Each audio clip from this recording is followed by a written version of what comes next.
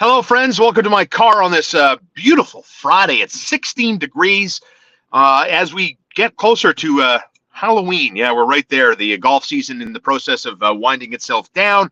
Had an opportunity to get out there today and play 9 holes fast. Looking forward to the weekend, as I'm sure you are. And the Montreal Canadiens, my friends, are cooking with gasoline. Big 6-2 win last night over the visiting Arizona Coyotes. And remember the Arizona Coyotes, who were in Toronto a couple of days ago and beat the Leafs in regulation in a 4-2 final. And the Montreal Canadiens basically made mincemeat of the the Arizona Coyotes. I'm just catching my breath. Had some chicken fingers for lunch today. Hard to beat a delicious chicken finger. And so I had to race here because everybody's talking about the Montreal Canadiens. Everybody talking about the surprising Montreal Canadiens, the perfect at home Montreal Canadiens, the 3-0 at Bell Center Montreal Canadiens, who are lighting the lamp and hitting all the right marks. Juraj Slafkovsky gets on the board with his first goal of the year. That came in the second period. That made it 4-0 for the Canadiens after basically the Canadiens had their way with Arizona in the first period, skating away to a 3-0 lead. Nick Suzuki with, I'm going to call it now, Nick Suzuki will finish the year by scoring one of the nicest goals you're going to see anybody score at the Bell Center this season. That penalty shot was a chef's kiss, a thing of beauty. And as we mentioned, Cole Caulfield looking very much like the guy you were sold on. The fact that Cole Caulfield has 4 goals after 5 games, the fact that this guy leads the team with 20 shots, leads the team with 4 goals. You know, these are all the markers you want to see a guy like Cole Caulfield hit at this point of his career. You know, when we talk about young, promising players that, you know, give your organization a faint glimmer of hope before they, you know, reach superstardom. Not everybody comes into the league, Connor McDavid, and sets the world afire. The heavy majority of players, you know, need a grace period. They need an opportunity to, you know, kind of get a lay of the land, so to speak. And Cole Caulfield has been that guy. Cole Caulfield, you know, spent 2 more years at Wisconsin.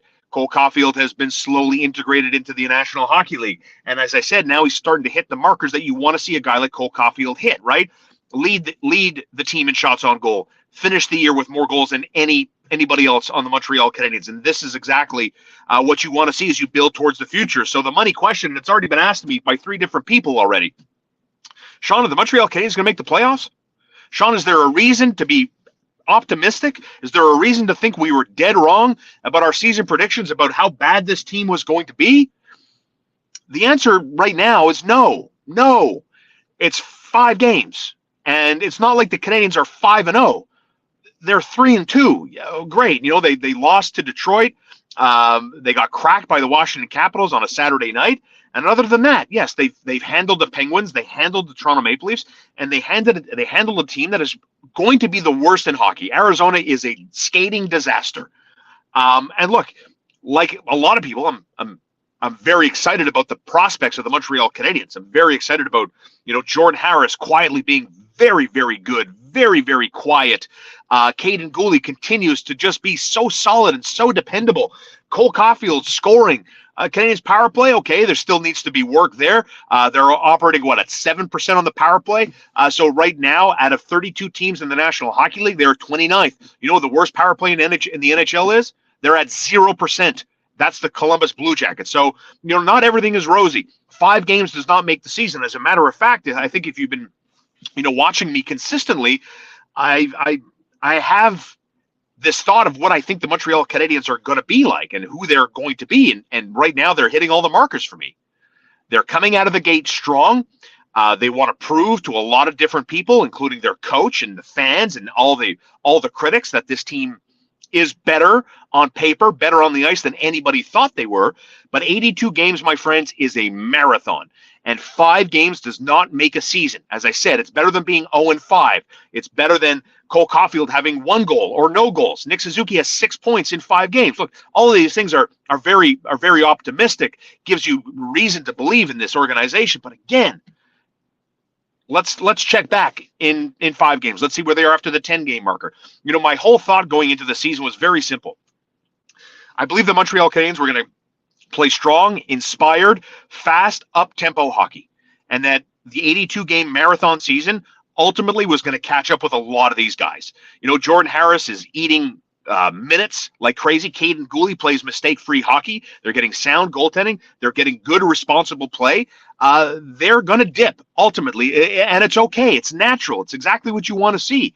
But all the while, you're building up this confidence. Jonathan Drouin, whoa, very quietly performing consistently. Is there a better story right now than what Sean Monahan has provided after 5 games for the Montreal Canadiens? No, there isn't. So all of these things add up to a ton of positivity. There are a couple of negative spots in the Montreal Canadiens, but again, it's not a perfect team. They're performing better than most people thought they would. And yes, you have the optimistic guys. I was approached by a guy about 20 minutes ago. Sean, the Canadiens are going to make the playoffs. And I'm like, what? Five games. And they're not 5-0. They're 3-2. So it's great. The market is energized. It's great that people are excited about the Montreal Canadiens, so much so that they beat the pants off Arizona. No one's talking about ruining the prospects of drafting Connor Bedard in July next summer. So that's what we talked about before the season got going, is that if you're clinging on to any glimmer of hope about how competitive the Canadiens are going to be, you wanted to see hallmarks. You wanted to see, is Martin St. Louis going to motivate these guys?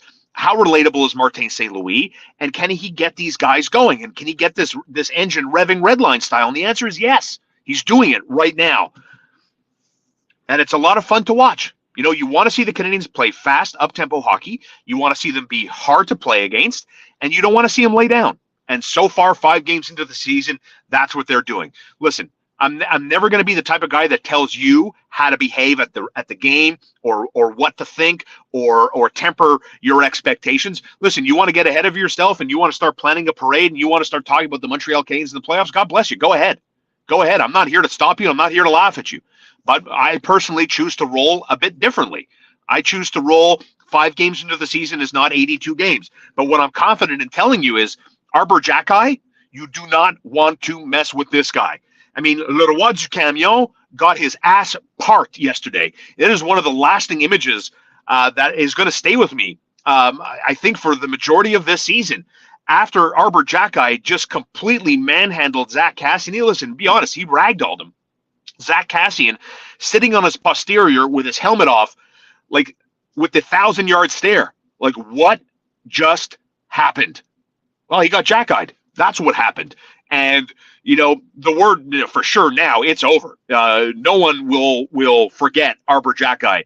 Nobody's going to be like, oh, yeah, the Canadiens have that guy. No. Zach Kassian made the mistake of not being ready, not understanding, not being educated on who Arbor Xhekaj is. And he paid a very, very scary physical price for it. And as a direct result, I often wonder about, does a guy like Arbor Xhekaj, do guys stand taller? Do guys have broader shoulders? Are they more courageous with a guy like Arbor Xhekaj on the roster? And I thought, maybe 20 years ago that was definitely a thing. How much does something like that exist, where you have the mental edge, where you can walk with all this swag and all this confidence, knowing that you've got muscle behind you to back you up should things go a bit sideways? I still think it plays a part in hockey today, and I think that's something I'm going to be looking to see a little bit more of. If guys are taking liberties with Nick Suzuki, somebody going a little too low on Cole Caulfield, is that going to change the approach? Listen,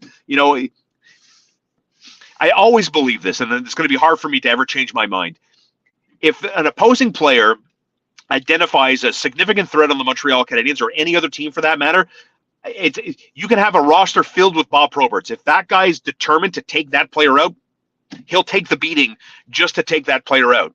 Point final. So it's nice to have Arbor Xhekaj on the roster, knowing that should somebody get a little too casual with Nick Suzuki or Cole Caulfield or Caden Gooley, ultimately you're going to have to answer to this guy. But there's also the other side of that coin, and that other side of that coin is Arbor Xhekaj now has a reputation. And as I said, the guys in the National Hockey League woke up this morning to the news of who Arbor Xhekaj truly is. And that, my friends, is another interesting, potentially dangerous angle, as, I don't know, Ryan Reeves going to test this guy? When the Montreal Canadiens and New York Rangers line up, what's going to happen there? Is he going to be forced to playing dumb hockey? I hope that's not the case, but I am very confident in believing that the rest of the National Hockey League this morning woke up today to a pretty good education of this man can throw some serious fists. Do yourself a favor. if you like the fisticuffs in hockey, I want you to go on YouTube and punch in Arbor Xhekaj fights Wooley, Wooley. This is a Kitchener Ranger versus Owen Sound, captain versus Arbor Xhekaj. And this is, whoa. Very, very, wow. I haven't seen a guy throw fists like Arbor Xhekaj since, I don't know, John Kordic. Who are we talking about here? Knuckles Nyland? Who are we talking about? Guys that would throw fists the way Arbor Xhekaj was throwing them yesterday with Zach Kassian, who, again, is a bona fide tough guy in hockey, and he got cracked. That was Milan Lucic, Mike Komisarek style. And, yeah, do yourself a favor. If you like that kind of stuff, go check it out on YouTube. Arbor Xhekaj fights Wooley. Owen Sound versus Kitchener Ranger. I mean, the right hand that Xhekaj connects with, and then you see the captain, he's out there on the ice, the trainer comes up to him, his face is all messed up, he's got a towel tending to the wound there. The one thing Arbor Xhekaj, and he's going to learn this pretty quick, and if you watch the YouTube fight, I'm telling you to go see, because he does the old dust up, put him to sleep kind of stuff. Can't be doing that shit. Can't be doing that stuff. And, it's fine that, Xhekaj yesterday, after he puts the wood to Zach Kassian, he's let's fucking go, let's go. And he lifts his hands up and stuff like that. You can get away with that, I think, one time. But if you start making it more of a little bit of a show, I think that's going to be a problem in the National Hockey League. You know how it is, the unwritten rules, right? You don't want to be showing anybody up. So that, that to me is a little bit of the negative side of maybe what's to come for a player like Arbor Xhekaj, who's no dum-dum. This guy can play hockey, and he's the ultimate teammate, right? It's exactly what you wanted, a teammate, some guy who's going to stand up and take notice, just like Juraj Slafkovsky did after he scored his first goal, and Josh Brown, the big defenseman there for Arizona, and the eyes bulging on Slafkovsky's face, having fun, tapping the crest on his chest, and all the while gets his first goal in his 5th game as an NHLer. It's exactly what you want to see. It was a good, low, hard shot. Past Connor Ingram. I think a good NHL goalie probably makes that stop, but who cares? Slafkovsky puts the puck on net. Even if it is a good NHL goalie, maybe there's a rebound that gets spit out. A teammate of Slafkovsky could go pick it up and create an even better scoring chance. So, when I look at Slafkovsky, who's 18 years old, playing 13, 14 minutes a night, yeah, it's good. He's not getting power play time. Canadiens' power play is still a work in progress. That's fine, too. But ultimately, when I look at Juraj Slafkovsky, you know what I want to see? I want to see him play in the NHL. He's not falling behind as far as I could tell. I see progress from Juraj Slafkovsky's game. But I think ultimately in the larger scale, in the bigger scale, bigger picture, I'd like to see this guy go play for Laval, go on the top line, and just kick ass and take names. Get that confidence, gobble up minutes, play 18, 19, 20 minutes a night, put up a couple of points, score goals, travel with the team, be a leader, learn how to be a leader with Laval. And then let's see what happens there. Again, it takes time. He's 18 years old. Not everybody is Connor McDavid, Sidney Crosby. These guys come in the league and just set it on fire, winning trophies, winning individual awards and all that stuff. As I said at the beginning here, everyone's excited and good. I want you to be happy. Last year with Dominic Ducharme and everything else, that was one of the worst years I can honestly remember since I've been paying attention to this organization. So you guys deserve it. The market, the city deserves fun hockey. The city deserves Cole Caulfield and his electrifying play and his goal-scoring touch. I've been watching the Montreal Canadiens guys for a long time now, just like most of you have. And when I watch Arbor Xhekaj, who does he remind you of? When I was talking with McKenna this morning on the morning show, I was like, I can't think of anybody off the top of my head other than Larry Robinson. Larry Robinson, Broad Street Bullies, Philadelphia Flyers. Ask those guys. Go look that up, kids, on YouTube. The Broad Street Bullies tried to kick ass en route to a Stanley Cup. And the Montreal Canadiens said, oh, yeah? Okay, we can play that style, too. And Larry Robinson kicked the crap out of the Philadelphia Flyers. That was, I hear names like Lyle Odeline. Guys tell me, Lyle Odeline, Sean. Lyle Odeline was the last guy. I liked Odeline. Odeline was a good defenseman who knew how to fight. But from my perspective, and correct me if I'm wrong, I always looked at Lyle Odeline more as a fighter than I did a good, solid, NHL defenseman. And he had some skills, but my point being, I think he was more known for his physical fighting prowess than he was anything else. And I think Arbor Xhekaj right now is known only as a pugilist, as a guy that you never want to tangle with. But all the scouts, all the guys that have watched this guy play at junior hockey in the OHL, you're like, no. He's a smart guy who could play hockey, and the world and the game will slow itself down for him. But What about a guy like Sheldon Surrey? Is that a name? Sheldon Surrey? This guy was a tough customer and could play. Of course, he was the master at the power play and that boomer of a shot that got this guy paid. But Sheldon Surrey was a tough customer. I don't think he threw the fist like Arbor Xhekaj did, but nevertheless, not someone that you necessarily wanted to tangle with, big, intimidating defensemen. So the Canadiens, when it comes to the trivia questions and the answers to those questions, last guy to drop 100 points, Mats Naslund. Last guy to drop 50 goals in a season, Stéphane Richer. For the first time in what feels like 3 decades, the Montreal Canadiens have very exciting players, and none of them are a goaltender. Isn't that a breath of fresh air? Holy shnikes. My entire life, it's Patrick Roy and everybody in goal that has followed him have been the heartbeat, the face, and the reason why the Canadiens succeed or fail in any given season. It's because of the goaltender. I remind you, Carey Price had 1 point-a-game player in his entire career with the Montreal Canadiens, and that was Alex Kovalev. That's it. That is it. So good luck, 31. Go out there and do it. And now Cole Caulfield on pace for 64 goals, 65 goals. Nick Suzuki with 6 points after 5 games. These are the things that need to happen in order to get this message sold to the fan base that the rebuild is on and it's being done correctly by the right people. And for me, 5 games into the start of the season, the answer is yes. It's exactly what you want to see. But again, I'm not getting ahead of myself. I don't want to put the level of expectation out of reach. There's still room. 5 games is not an NHL season, but it gives you reason to be optimistic. Last year was a very, very long and difficult year to follow. We had one person ask us this morning on the show about what's it like, how difficult is it, a team like the one you're watching now versus the one last year. And I'll be honest with you, it was tough. It's tough. It's tough. I love what I do. Don't get it wrong. I always joke with my friends and people that are curious about, what radio life is like and everything else. And my line is always, I don't move pianos for a living. There are people that do real work in this world. I'm very fortunate. I get to watch sports. I get to comment on sports. I get to talk into a microphone. I get to make jokes and have fun with my friends and hopefully occasionally entertain you guys, right? It brings me a tremendous amount of joy to be able to do all of those things. So I'm very fortunate, right? And look, I'm not looking for sympathy points here, you guys, but if you're watching the game and you work a 9 to 5, let's say you're an accountant, for example, the Montreal Canadiens are in a lost season like the one they played in last year under Dominic Ducharme, right? Are you going to watch the entire game? No. You're going to tune it out. You're going to watch In the Car with Star. You're going to listen to TSN 690 because I'm the guy watching and I'm the guy giving the short little report and the short little recap and Bob's your uncle and off you go. So you're welcome. And I love doing it. But this is different. These are fun games. It's exactly what you want to see. You want to be entertained. You want to see a competitive team. You want to be given a reason to believe again. And that's, I think, what the Montreal Canadiens have done here.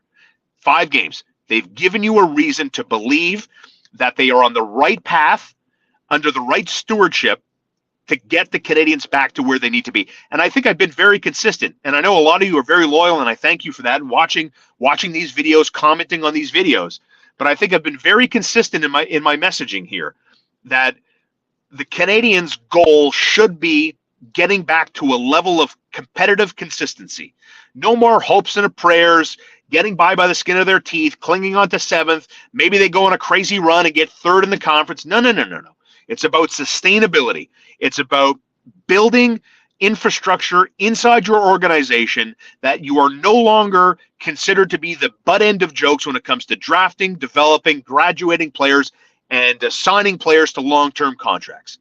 All of that stuff has to be changed internally in order for the Canadiens to get back to where we all want them to be, and that's be legitimate contenders for Stanley Cups year after year after year. And so it's going to take time. It's a process, and 5 games does not make the entire process. It's a start, and as I've said already, it's markers you want to see the team hit that gives you real reason to believe.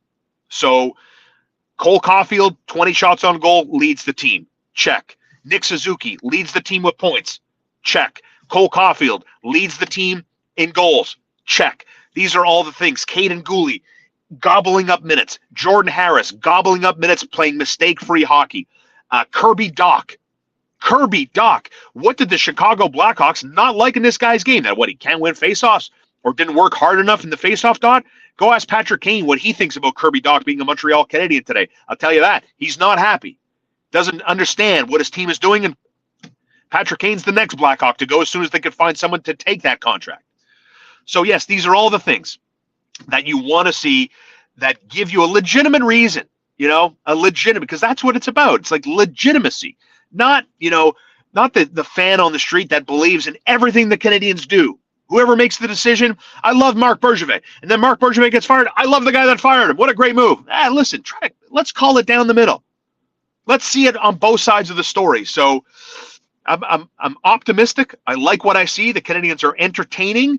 They're fun to watch. The Bell Center is packed and slammed. And, it's why we told you, like a couple of my buddies who have season tickets are like, Sean, I haven't seen this type of enthusiasm for people that want my seats in years. And why is that? Because of the youth, because of what the kids and the promise could be, and now you're starting to see the reason why people were excited. Now the Montreal Canadiens take their 3-0 mark on back to the Bell Center on Saturday night. They welcome in the Dallas Stars, who lost in overtime at Toronto last night, and the Montreal Canadiens look to impress at home. And this is such great news. Canadiens won 11 games on home ice last year. They're already at 3, and I, for one, I am glad that the Bell Center is returning to form in terms of being a hostile environment to play hockey in again. My entire broadcasting career is always a pet peeve of mine when I would hear opposing players, especially Quebec-born players, to be like, "Oh, I love being back at the Bell Center. It's such a great building to play in, and the fans and blah blah blah blah blah blah." I was so sick of hearing that, man. Like, you want your building, your home ice, your territory to be hostile, uncomfortable, unwelcoming. I'm not saying the Canadians are there yet, but maybe one day. #goals, right? Happy Friday, you guys. In the Car with Star, brought to you as always by K-Stop Gas Bar and Depanneur, Highway 138. Their gas bar is open 24/7. You can go check them out with freshly hot prepared meals every day and an always changing menu. Highway 138 in Ganawagi. You get yourself premium fuel at discount prices as a family-owned and operated small business in Ganawagi, just over the Mercier Bridge. So if you're in the surrounding area, Candiac, Chateauguay, Mercier, LaSalle, come on over. Go check them out. Support local, right? That was a thing during the pandemic. It should always be a thing. See these greedy corporations taking us to the cleaners financially. It's absolutely absurd what's going on, how expensive everything is. Not everything is expensive, but you gotta move around a little bit, and that's why I'm here to push you and steer you in the right direction by supporting me, and you support my sponsors by gassing up, snacking up at K-Stop Gas Bar and Depanneur. It's why I partnered with LittleBearOnline.com, a family-owned and operated pet store in downtown Montreal, or specifically in Westmount, right on St. Catherine. Check them out at LittleBearOnline.com. I'll save you some money. Use the promo code. It's flashing on your screen right now. In the car 10 at checkout when shopping for all your pet's needs at littlebearonline.com. Everything you need to get your pet ready for winter. They've got all the right coats. They got the little booties. They got the food dishes. They got all the toys under the sun that you could ever possibly imagine. You got your dog, your cat, or whatever want to need. When Leon was with us, Little Bear is where we shop for our dog, and I think you should shop for your pet at littlebearonline.com. Don't forget to use the promo code in the car 10. Very excited about the weekend. I will have some NFL best bets. A little back to earth yesterday with the New Orleans Saints not keeping up with Arizona in Arizona. And of course, week 7 filled with buys. The Bills are on a bye. The Eagles are on a bye. A lot of W's. I'm going to miss the full slate of NHL games, but I digress. I'll have some best bets for you ahead of NFL Sunday for week 7. And of course, the baseball playoffs are in full effect. Looks like the Yankees are done. The Astros don't even need Jose Altuve. This guy's 0-4-23 in the playoffs, and the Astros are 5-0, and the Yankees are staring down the barrel of an 0-2 series deficit in this best-of-7 American League Championship Series. Don't forget the Montreal Alouettes in action on Saturday at 4 o'clock. If they win both games, it's a home-and-home with the Argos. If Montreal wins both games, boom, East Division final. If not, they're going to play one game, and then they'll punch their ticket into the East Division final. And CF Montreal, this is it, my friends. Sunday afternoon at 1, live on TSN 690 as they take on NYCFC. My boy Simon Salikas believes whoever wins this game, this conference semifinal game, is going to go on and win the league title. Whoa. So, yeah, playoffs in Montreal, and we are excited for it.